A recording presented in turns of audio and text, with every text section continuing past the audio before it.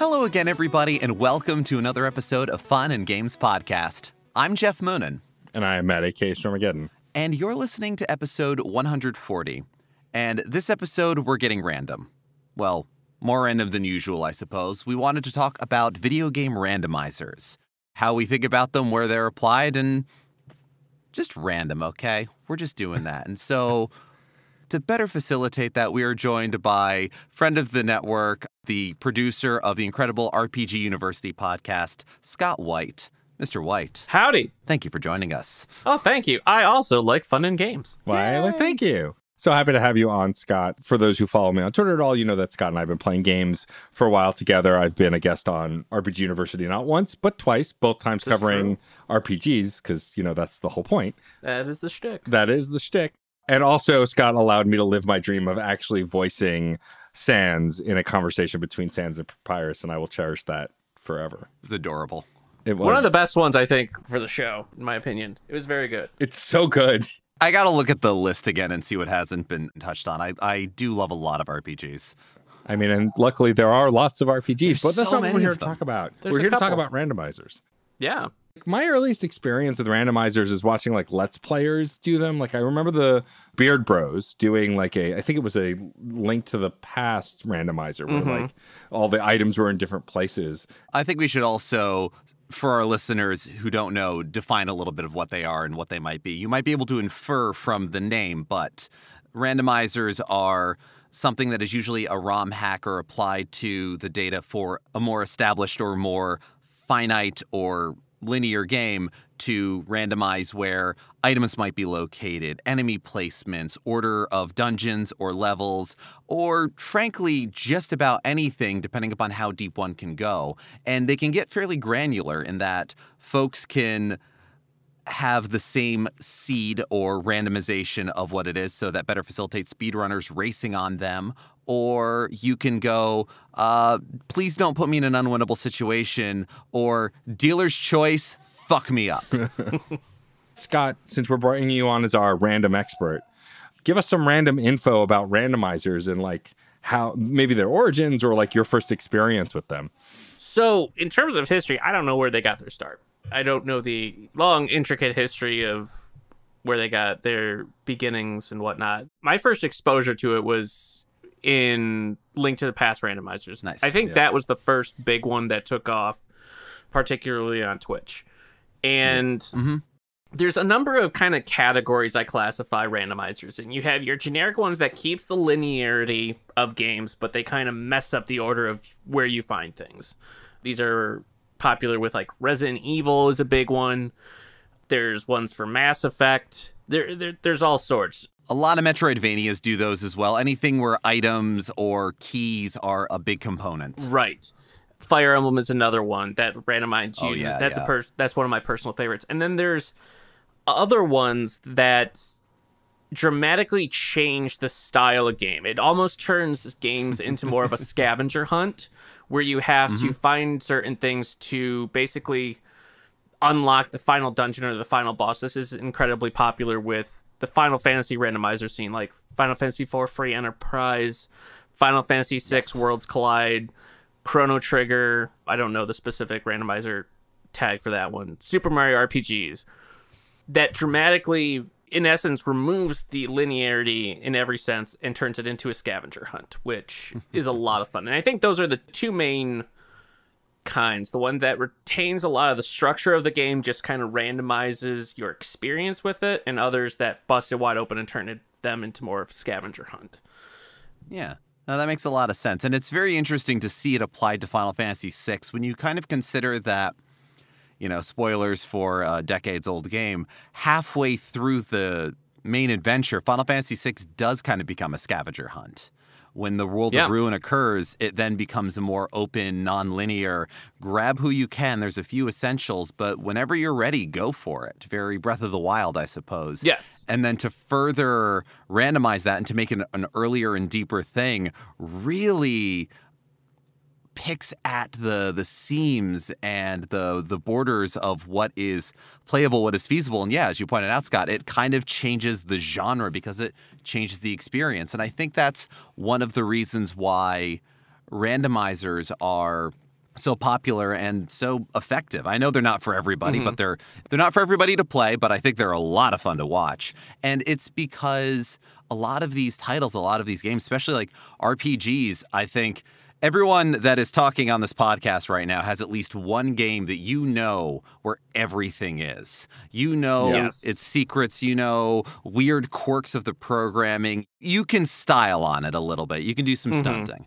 And to have the randomizer both challenges and rewards that knowledge, because if the treasure box is still where the treasure box is, but what you'll find is something different, you are rewarded for knowing where the secrets are, but you are also rewarded for your knowledge of the system by making use of new elements. If you get a late game weapon early, right? If I were to say play Final Fantasy VII and it randomizes what materia I get, how I can play around with the materia system is something new and challenging, and I'm rewarded for my knowledge of that. And so it is both gratifying and challenging at the same time, which really, why else are we playing video games? Right, and I think you hit the nail on the head, and this is the aspect that I appreciate and value the most when I play a randomizer. It removes the muscle memory aspect. Like, I love Final Fantasy VI. I love a lot of these games, but at the same time, they lose their appeal, at least for me, if I play through them like 5, 6 times or whatever. It's like, yeah, it's like, okay, this is cool. I'm playing it for the game, and like I like the characters, but at the same time, there's none of that sense of excitement or discovery left anymore once you played a game so many times. And I feel that randomizers not only test your overall knowledge of the game and reward that, like you were saying, Geoff, but it reintroduces that sense of discovery, that sense of the unknown that can be lost if you've replayed a game so many times. Plus, it can turn a 20-hour RPG into like a fun 2-3 hour experience that you can do on a stream, that you can do in an afternoon. And I've fallen in love with them. I mean, I think I'm of two minds about randomizers. Like, they're fun to watch every time, especially, like I said, my early exposure with the Beard Bros, back when I think it was just Alex and Gerard, and watching them do a Legend of Zelda Link to the Past one and getting, I don't know, insert item here that's probably towards the end of the game out of the first chest. They're like, wait, what?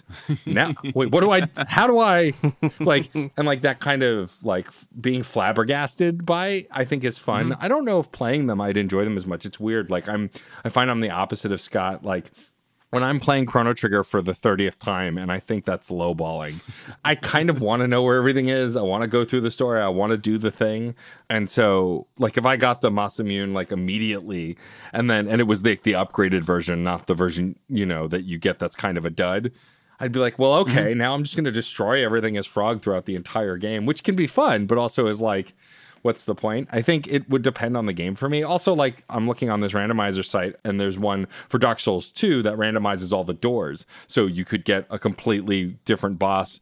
And so you could, like, fight the final boss in the first fight, and, like, I would wet myself. I would just simply wet myself. But have you considered getting good? Right, exactly. And I think it's actually kind of, because, Scott, you raised an amazing point I hadn't thought about. I had thought about it, but you've brought a great conclusion in the idea of, those RPGs that we know super well, or those Metroidvanias, or those games like that we know super well, I do see great value in what Matt's saying, playing them as a comfort food. Sometimes when I just want to play something and I'm not sure what to do, there's a handful of Final Fantasy games, there's Pokemon titles, there's Chrono Trigger that I'll just play because I know the motions, and especially the ones that I don't know perfect, but I know good. It's that kind of gratifying, but that is how the experience changes after playing Final Fantasy VIII for the 12th time. To then be able to have the randomizer allows you to have that playing it for the first time feeling as close as you can, short of a wizard gave you a lobotomy. Right. And affected your memory. Right. I mean, I feel like randomizers are less effective on people who have not played that game before, because then you don't, like, I think the whole point is to be thrown off, is to know that it's being mixed up. Randomizers are just tests and adaptability. Yeah. Agreed. In fact, the first randomizer I remember watching was, I don't remember who was running it, but it was the Zelda 1 randomizer. And that was the Zelda that I played a lot growing up. And so I know I know where all the dungeons are. I know a lot of where the items are, and I know how it all connects. But then it slowly but quickly became clear to me it's so randomized, including all of how just about every screen on the overworld has a bush you can burn, a rock you can bomb. There's secret doors everywhere. And I don't remember where all of them are. And in fact, this randomizer that I was watching, I had to look at a map and be like, I don't know which one you're missing either, buddy. Yeah. And they're like, I'm missing something. I can't, whichever crucial item it was, and it was in whichever overworld screen that they didn't know where the secret stairs were.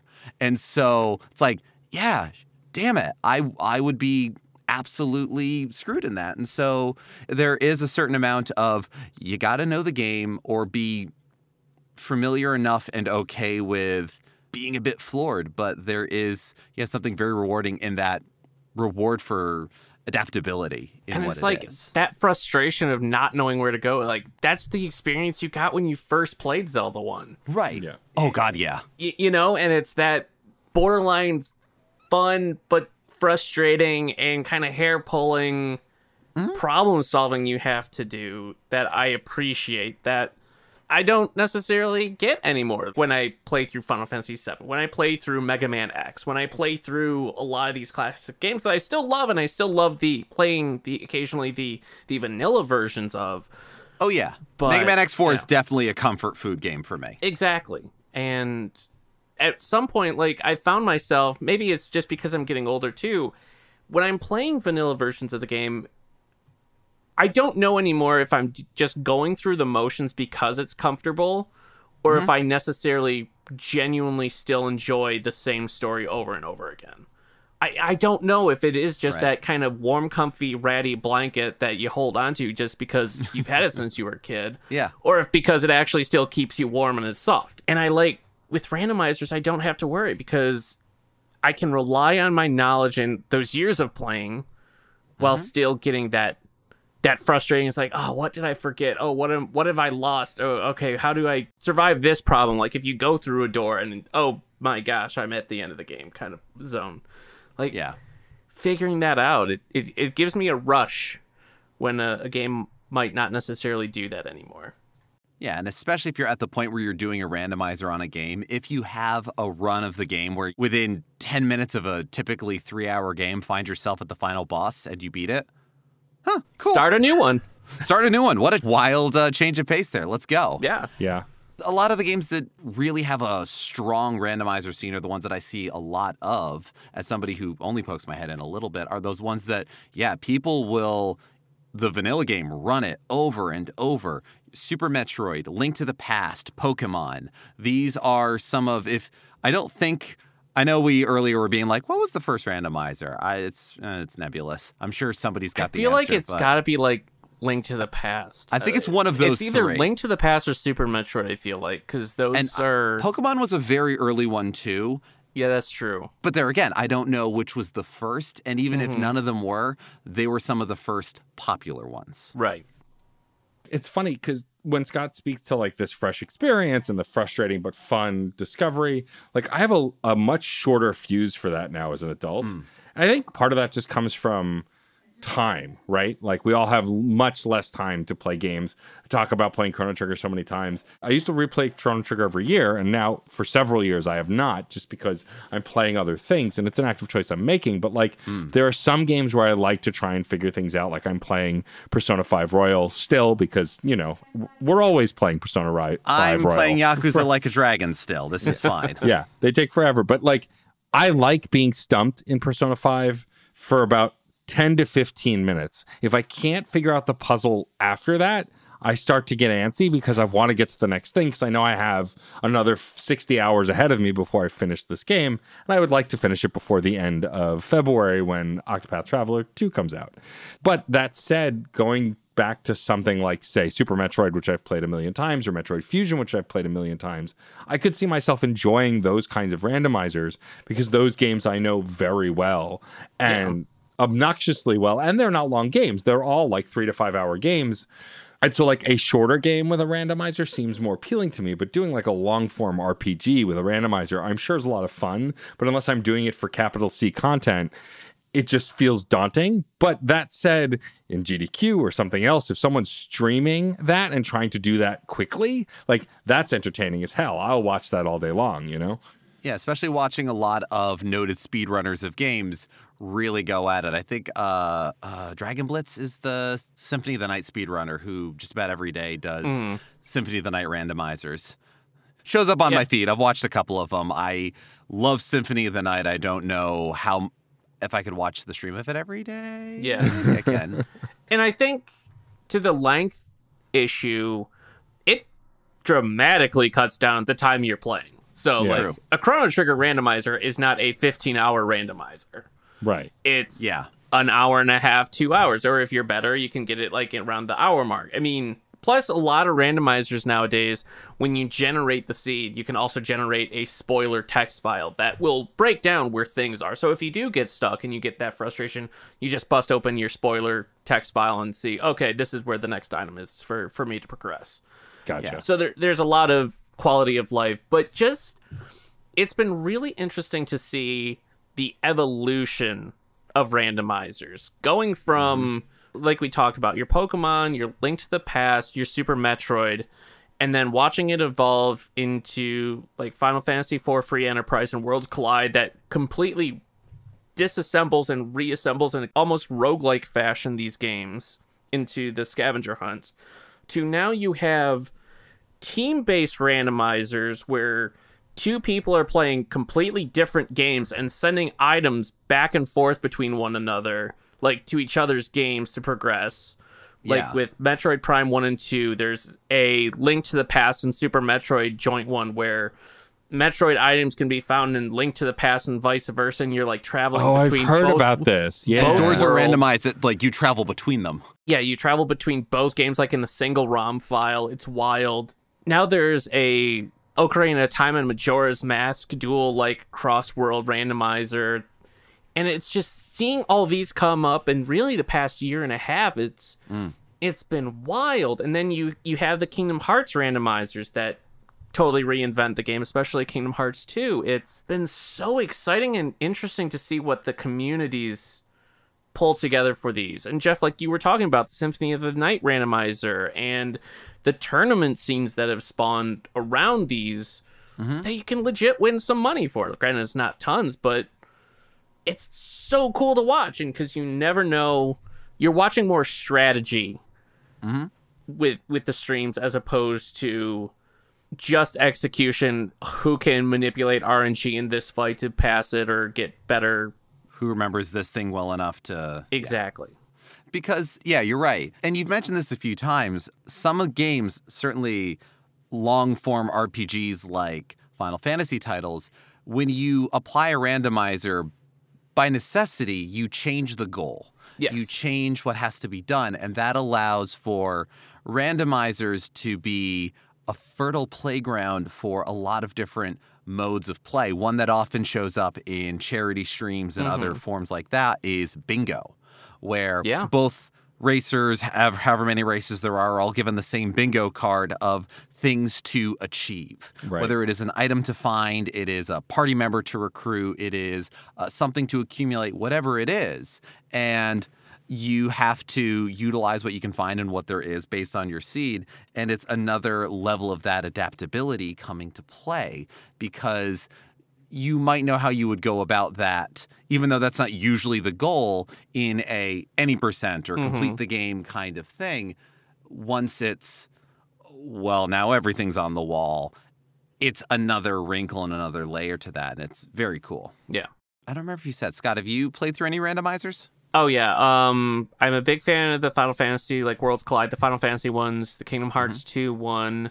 I've dabbled a bit in a couple of the Resident Evil ones. The Link to the Past randomizer I've played. Really, any game I see that kind of interests me, that I feel comfortable enough in to try. Like the Game Boy Advanced Castlevania games. I really enjoy those randomizers. Nice. Big fan of the Fire Emblem Game Boy Advance randomizers. Those are a lot of fun. I play all sorts, and it's cool to see all the new ones that seem to constantly be popping up. Now, to compare, do you play through a lot of roguelikes or procedurally generated games that are designed from the outset to be procedurally generated? Not tons. Like, I like Dead Cells, but I very rarely will complete a full run, like a playthrough of the quote-unquote story. Like, Hades I still haven't beaten. Dead Cells I haven't beaten. Rogue Legacy 2, I think, is the only quote-unquote real roguelike that I've played through and beaten, like, a legit run of. And I think I enjoy those, but I think what attracts me to randomizers specifically that roguelikes don't give me is that it's testing my knowledge of a game. Right. It's almost like an exam to see how well I think I know something from my years of playing and everything. And I think that's what really appeals to me, and knowing the systems in that game to see, okay, I have this combination of, let's say, Magicite or Espers. How far can I push my luck? Various things like that. And I think there's more flexibility, too. If I want kind of an easier seed, I can usually adjust that. Or if I want to go total chaos and really test my abilities and execution, I can do that as well. And I appreciate that. Fantastic. Yeah, I feel like for me, it's a very short list of games that I've truly memorized, because there are other old games that I'll go back to and it's like, I know what to do. And then I'll get to some dungeon or some part and like, I'll be scratching my head for a half hour going, I should know this. Why don't I know this? But like games like Super Mario RPG, where I would literally play it also almost every year, like that one would be fun for me because like the different items you get and the different weapons. Like imagine if like I played an item randomizer and I got the lazy shell within the first 5 minutes of the game. Like then it's like you just put the defense one on Peach. She can res people to full health when they die, and then you just blow through every battle. Things like that where I already have strategies from the late game that then I could unlock in the early game and blow through that randomizer. Like I think that would be more fun for me. But a game that I only sort of remember would be a lot harder, which plays into what we were just talking about, right? Like Scott said, it's a test, and you want to be able to test yourself. And like, it's no secret how much I love Mass Effect. I see that there is a Mass Effect 2 randomizer. That could be fun for me because that is a game that I have played so many times and absolutely know inside and out. And I think, like you mentioned, your lazy shell and getting it to Peach and throwing it on, it's like, you're also assuming that Peach will have all of her like normal abilities. Like randomizer will completely swap. You could have Mallow with one of her really good moves and then Bowser with another, and you get them in completely different spaces. Like there's an open world kind of scavenger hunt randomizer for Super Mario RPG, and it's far more 99 times out of 100 that it's not just the items that get mixed up. There's all sorts of other things that get randomized that really... The bosses, the abilities, the... Item shops, use what equipment. All sorts, yeah. And a lot of those you can also tailor. If you don't want chest randomized or abilities randomized, you could turn those off or adjust those as well. I think they're good entryways. There's a lot of easier ramps to...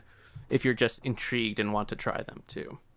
I think something I'd like to talk about with all of this is the idea of how this is an incredible way for a lot of games that, we do wonder, do we still like the game or is it simply an old favorite? Or getting folks from all years, whatever else, to still talk about the game, to still create new content, to still do new things. I know that certainly as of not that long ago, a game like Street Fighter 2 was still a tournament game depending on where you go and who you talk to, but not every game has that.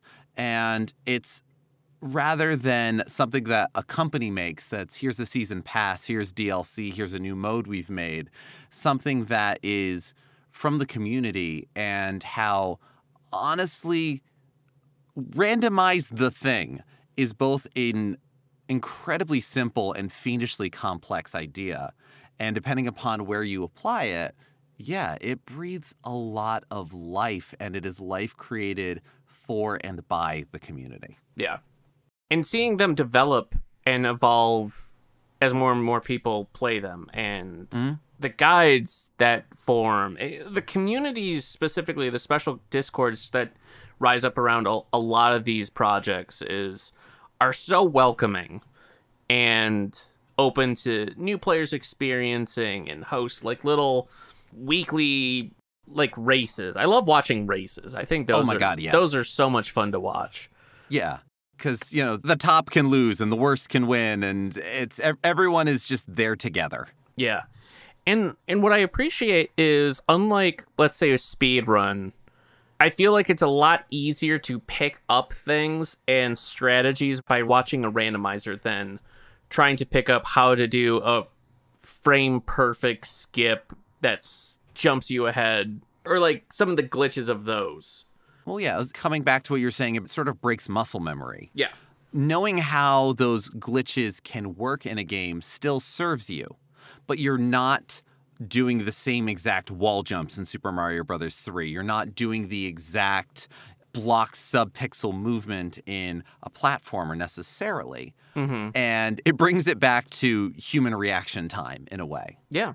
I think what's amazing about randomizers now that they've been around for so long is that now, to make it as simple as possible, people are thinking about how we can randomize the randomizers, right? Like Scott was talking before about how there's a Zelda Metroid randomizer where you jump between the games. Like, I think what's really fascinating about this tool, it's like remixing video games. 100%. Absolutely. Yeah. And I love that. And musical remixes, the thing that's really always fascinating about them, like there are easy shock value remixes that are just mashups. Songs that shouldn't go together that do, and oh my God, I can't believe this goes together.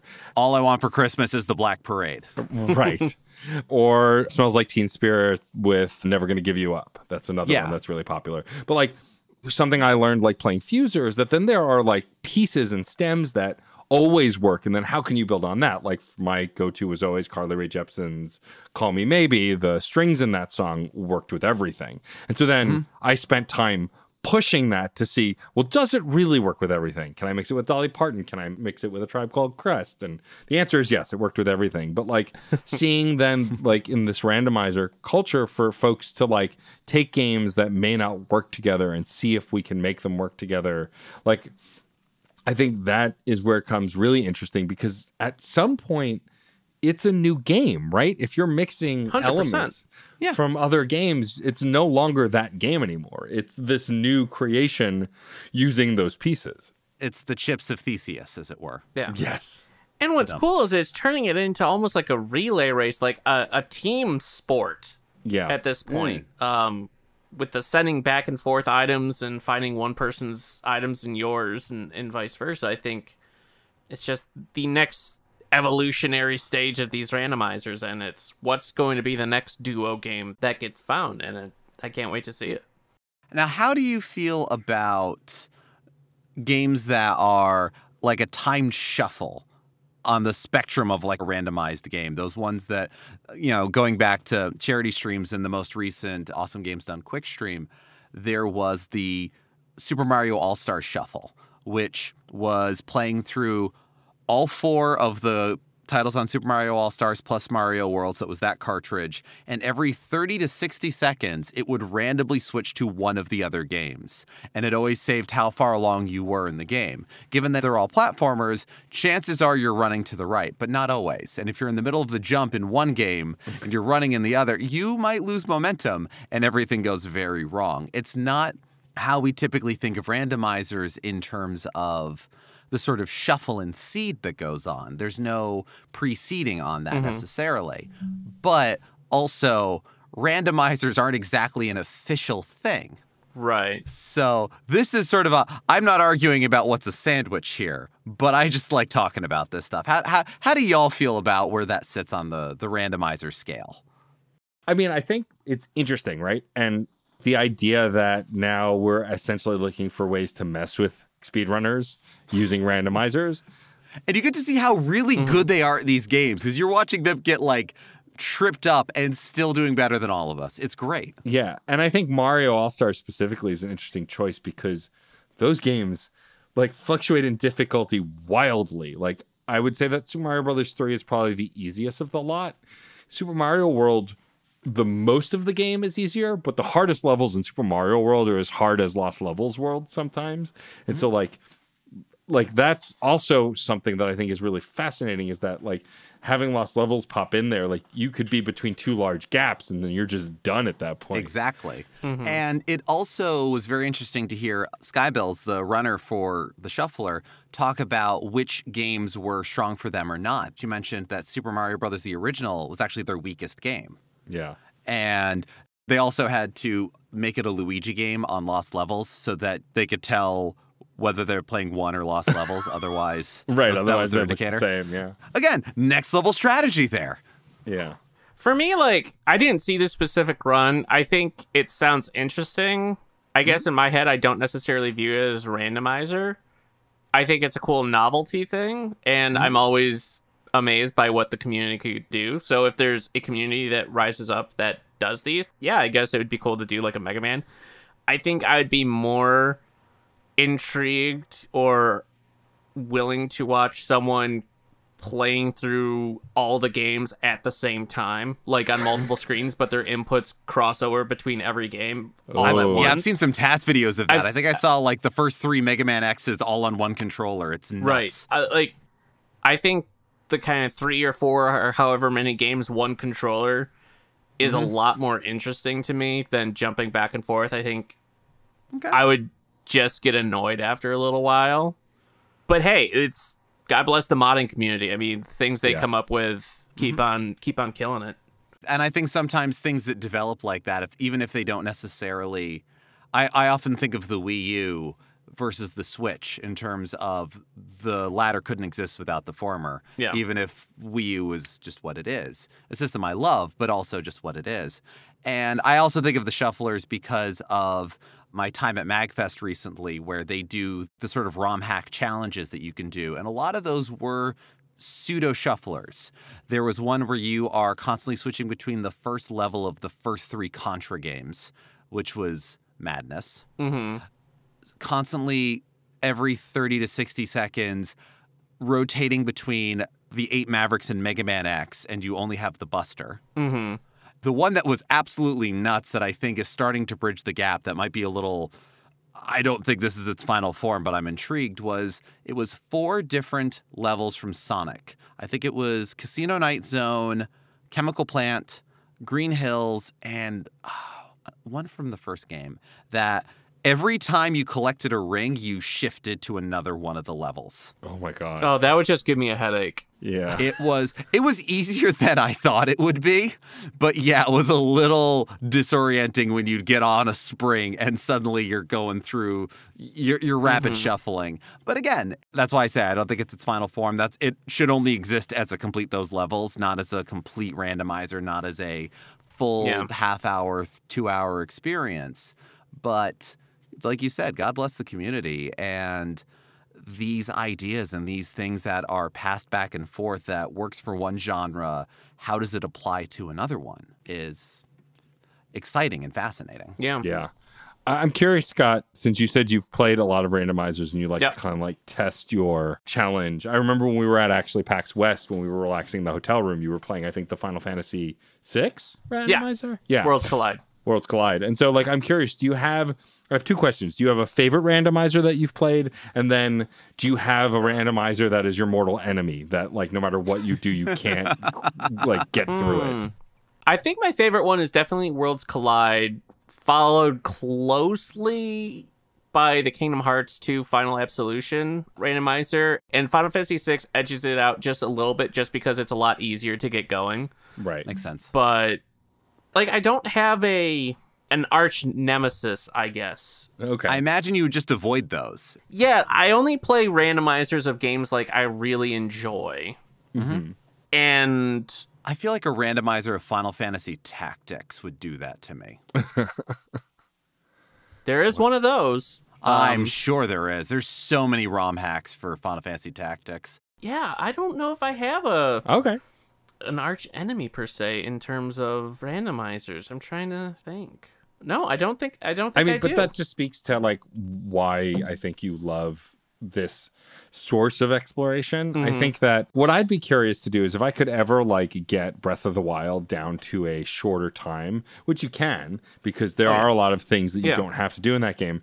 That might be fun to randomize just because like there are 4 dungeons. Beyond that, it's all puzzle solving. And like, I think it could be fun to be like, all right, this first shrine, I know this puzzle is super easy. Wait a minute, it's the marble balancing labyrinth puzzle. No, I don't want to do this now. I don't even have the right materials. Like that kind of thing could be a lot of fun. You know, I think I'll always forever enjoy more speculating about randomizers and watching other people play them than playing them myself. But they are definitely a fascinating aspect of the gaming community that some people don't even know about or even engage with. And I think that's something that gaming has that maybe not all other interactive mediums have, where you can have this kind of like fandom or genre that's completely fan built that like no one else knows about. I mean, I guess I could equate it to like fan films, especially with the rise of YouTube and streaming and creating content outside of just TV and movie mainstream.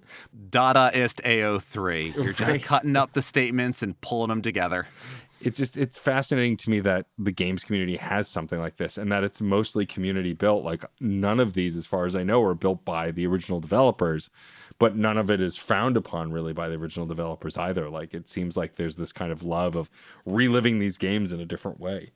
If I were slightly more prepared, I would have already looked up. I know there's at least a few games that definitely have remix modes and are a little bit of randomization to themselves, but they're far tamer, but it's interesting to look at what they are. If I find them and I think of it, I will post them to Twitter so folks can reminisce and talk about them and everything else. But yeah, there is something also wonderful about, because there is a lot of procedural generation within games. Sometimes people look at it as a lazy way to absolve themselves of having to design things, or there was definitely a couple of years there where everything was procedurally designed. Everything's a roguelike. Roguelike is still a prevalent and vibrant adjective amongst many game genre word salads that come up these days. But having the randomizers and everything else, again, as we were all sort of talking to, brings an axis of familiarity and comfort. Something that Nintendo's done really well is getting people to try all sorts of new games or new genres because Mario's in it, or there is Pokemon in it. Yeah. And if you apply Pokemon logic to it, you've already got it started. And then you just need to learn the other conventional rules of the genre. But I know how type advantages work. This will get you to do tactical things if you haven't played Pokemon Conquest yet, but you've got a copy somewhere in your house. Good name drop with Conquest, Great game. by the way. Love Conquest. But that's just what it is. It's that little bit of recognition. You will stay within a genre, but try a new property. You will stay within a property, but try a new genre. You will take the familiar and then completely spin the wheel. Sometimes all we need is just that little bit of familiarity to try something a little crazy. And speaking of crazy, what genres, friends, do you think doesn't have enough randomizers, should have randomizers, or which ones do you wish had randomizers, either a game or a genre of games? Like, should there be more sports randomizers? I mean, I think that could be really interesting, actually, especially if you're used to certain team makeups, right? Like, say you're a big NFL fan and you're playing Madden, you know those teams, and in a randomizer, like the season gets randomized, the teams get randomized. If you do a great job with some Sega franchises, maybe a tennis player shows up there, who knows? Yeah. But I don't know. I think I would love more platformer randomizers, like the stuff you were talking about with Sonic and stuff. Like Sonic and Knuckles is a game, like Sonic 3 and Knuckles, excuse me, the proper combined version of the game. The pre-Origins version that actually has the good music in it. I know that game really well. And if there were like randomizers where, like, say Knuckles' path, different walls were breakable, or like the Chaos Emeralds rings were in different locations, or you just did the stages in different orders, I think all of that could be like a lot of fun. Yeah, I think so. Can't really think of a genre. I would love to see more RPGs or games get the open world kind of scavenger hunt treatment to it. Like that Worlds Collide did, that Final Fantasy IV did, Kingdom Hearts did. I would love like a Final Fantasy VII one. Like you start outside of Midgar and you just you explore. A Tales one. I'm a big fan of the Tales games. I would love the Legend of Heroes games. Those ones there are Cold Steel randomizers, but it keeps things linear. It just randomizes skills and whatnot. Persona ones. Those are the ones, those kind of scavenger hunt mods are my favorites by far. And they take so much work to, because you have to figure out, like, what are you hunting for? Like, Worlds Collide had a really creative solution. It's like they lock things behind specific characters. And you have to get X amount of characters and X amount of Magicite to unlock Kefka's final tower, and that's how you progress. And they lock certain story beats behind what characters you've unlocked. It was just a really creative solution, and I would love to see other RPGs kind of take a similar approach and become open world scavenger hunts. Those are my favorites. So that's fair, yeah. I was just checking. There's apparently a Final Fantasy VII randomizer called Sector 48, or maybe that's the name of the website. I just checked to see if that existed. I have no other information on it. I'm also curious whether or not, because you mentioning like recruiting all the characters, thinking of RPGs with huge casts of characters, whether something like Chrono Cross or any of the Suikoden games. yeah. Yeah. That would be absolutely insane. Or games that utilize interesting interlocking quests, like either of the Tomba games, might make for a fun, I don't know how that would play out, but I also haven't put a ton of time into thinking about how randomizers work. I mean, my brain also being who I am, I'm like, how do rhythm game randomizers work? I believe that's just like shuffle steps like Dance Dance Revolution has, but also I'm thinking of if they're ones where things are connected to notes, you're basically creating serialism in 12-tone series all over again. And if you get what I'm talking about there, please come sit at my table. We'll all scream together. Just weird, hyper-modern music. Or modernist. Not recent, but modern. Because that's how art movements are named. Well, you mentioned it, like what goes into a randomizer, and a good randomizer that like can actually function is like there's logic built in. These prerequisites keeps them fun while also doable, and once you start getting into logic and making sure like things can actually be completed, it's a whole different beast and incredibly impressive to me. Yeah. It's that kind of thing where in a more established game, where does it start curling back into a roguelike? Because I'm even thinking of genres that don't really get developed much nowadays because of limitations, like light gun games or any of those sort of like shooting gallery games, which are very popular in my house. But, you know, how do you do an Area 51 randomizer? Right. I'm sure it's possible. I'm sure it can exist, but where's the community for it? But I don't know. Sometimes just the same as some of the seeming dead ends we've mentioned here already, what other discoveries might come of it if people give it a shot? Yeah, I think that what's most interesting about randomizers is that it's community built, and all of the innovations are usually left up to the community as well. And so I think that's some really interesting stuff. Scott, thank you for bringing this topic. Thank you for joining us on an episode of Fun and Games. You've done several episodes of Side Quests. I'm sure you will do several more in the future. Before we wrap up, I would love you to tell folks a little bit about RPG University, why it's amazing, why the episodes I've been on. It was funny, I was scrolling through. I've actually been on a lot of episodes because I forgot we did the State of RPGs episode. We did a Divinity episode. Like, I've been on your show a lot, and it's a lot of fun every time. But Divinity randomizer. Oh, no. Oh, my God. There is a Divinity 2 randomizer. I'm sure there is. Ugh. I mean, it could mean that we get to like the final boss in 5 minutes, but like, Wild. But Scott, why don't you tell folks a little bit about RPG University and where they can check it out?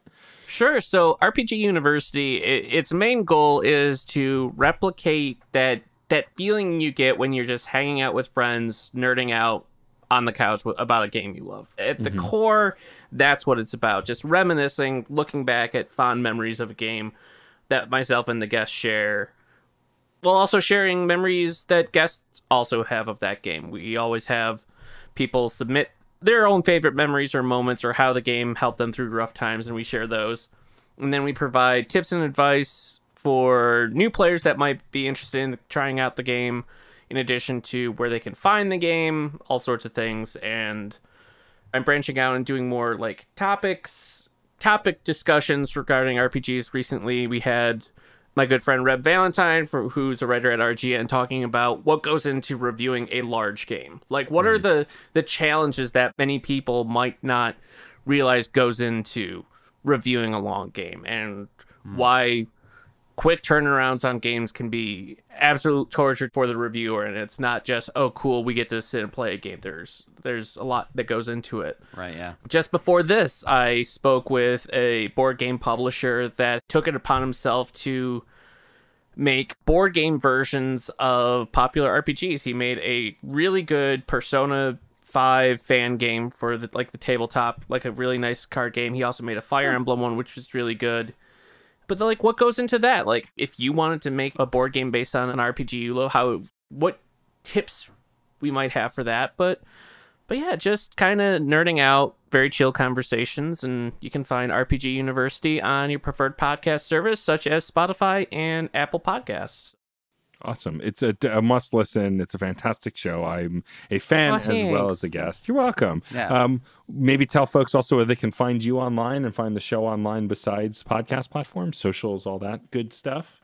Sure. So you can find me on Twitter at Professor RPG. You can find the show on Twitter at _RPG University. You can also find RPG University on TikTok. I think it's just RPG University, but I haven't done anything with it yet, and I'm not entirely sure what I'm going to do with it. But it's there. It's there. It's like 2 months old, so it's like it's a new thing. And it was when Twitter was, what is it? Isn't it going to shut down tomorrow? Yeah. So I just grabbed the names on a bunch of platforms. So something will go up on TikTok this year. I just haven't figured out what yet. Love it. And then you can find me writing on RPGsite.net, Irrational Passions. You can find me with guide work on IGN. You can find a randomizer article actually on Ars Technica I did, and all sorts of stuff. Awesome. Well, thank you again for joining us, Scott. This was wonderful. Thank you to our listeners, of course, for being here. Do you have a favorite randomizer? Do you like to watch randomizers, or do you prefer to play them?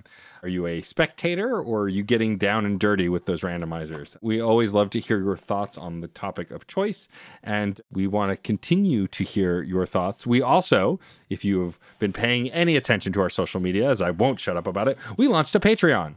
You go to patreon.com/funandgamespod and join at the $3, $5, or $10 level. $3 level just gets you our eternal thanks and gratitude. The $5 level gets you a shout out on this very show, which Geoff is about to do.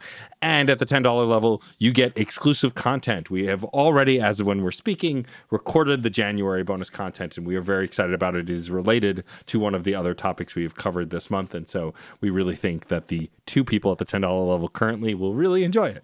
2 people, 20 people, whatever. We super appreciate it. We appreciate all of you. And yeah, we definitely appreciate everyone up on the high score list, including Robert Proin, Rob Bacon Golem Tremarco, Film It Yourself, Case Aiken, Sean Bowen, and Alex Lavelle. Thank you so much. Please enter your initials in 30 seconds. You have to use the joystick to pick the letters. I don't make the rules. I just announce the names.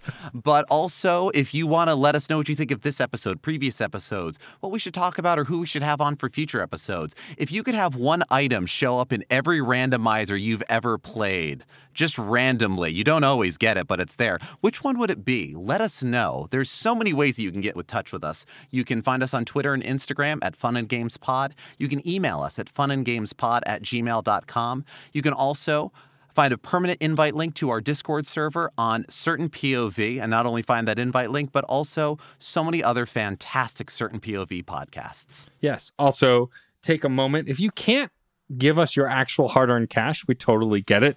One thing you can do that is absolutely free and also helps us a ton is rate and review us on your podcast platform of choice, especially Apple Podcasts. In fact, while you're rating and reviewing us, why don't you give RPG University a rating and a review as well, because I know it helps them out too. We appreciate every review we get. We read every review we get, so thank you for that. But really, we are just trying to build a better and more positive gaming community, and we are happy to have y'all along for the ride with us as we do it in as many different ways as possible. Yeah, thank you for joining us as we find all of the fun corners of gaming, all of the optimistic trends that go on, all of the great games that there are to see, because the 3 of us here have played a lot of games, but we haven't played all of them, and we like hearing about new ones, whether it's new to everyone or new to just us. No matter what, we'll find out when we have a conversation about it, because this is a conversation. Thank you for being a part of it. I'm Geoff Moonen. And I am Matt, a.k.a. Stormageddon. And happy gaming. Hey there, Screen Beans. Have you heard about Screen Snark? Rachel, this is an ad break. They aren't screen beans until they listen to the show. Fine. Potential screen beans. You like movies and TV shows, right? I mean, who doesn't? Screen Snark is a casual conversation about the movies and television shows that are shaping us as we live our everyday lives. That's right, Matt. We have a chat with at least one incredible guest every episode, hailing from all walks. We've interviewed chefs, Writers, costumers, musicians, yoga teachers, comedians, burlesque dancers, folks in the film and TV industry, and more. We'd be delighted for you to join us every other Monday on the Certain POV Podcast Network. Or wherever you get your podcasts, fresh and tasty off the presses. What? That's not. Can I call them screen beans now? Fine. Screen beans. So tune in and we'll see you at the movies or on a couch somewhere. 'Cause you're all screen beans now. You will be mine. CPOV. CertainPOV.com.